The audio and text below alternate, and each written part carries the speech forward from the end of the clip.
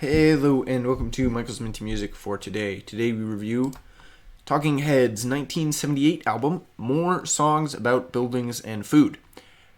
It's definitely good second album here and definitely an improvement over their first one. This is the track listing, and these are the tracks I added to my playlist. 6 out of 11, so only one over half here. This album's definitely good though. It's still pretty experimental, but there's a couple tracks here that are pretty decently kind of palatable. The more experimental stuff is definitely a bit boring, but it provides a nice amount of fluff to kind of pad out the album around the actually good tracks.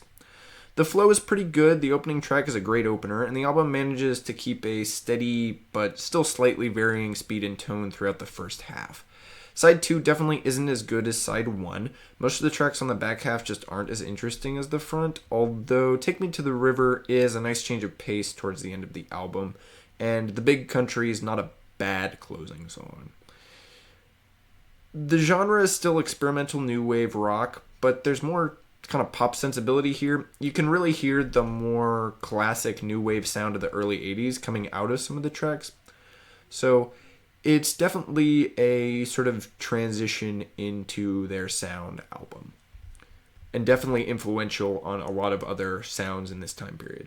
There was only one single released before the album, Take Me to the River, which is actually a cover, and there were no songs here that were particularly impactful on the radio at the time. My favorite song here, definitely the opening track, Thank You for Sending Me an Angel. It's not too long, it doesn't have a ton of lyrics, and it's a really great opener, really fast-paced, good opener for the album. Found a Job is probably the runner-up, but I definitely like Thank You better. I rank this album first out of the 2 Talking Heads albums I've heard so far, so not a big accomplishment, but definitely meaningful. More Songs is definitely better than their debut. It's got more experience, better songs, and more thought put towards the album composition. It doesn't have quite the same level as sort of experimentalism as Talking Heads 77, but it makes up for it with quality, experience, and just generally being a little bit better. However, this album doesn't take my top spot from 1978. That stays with Queen's amazing album Jazz, which is almost a perfect album.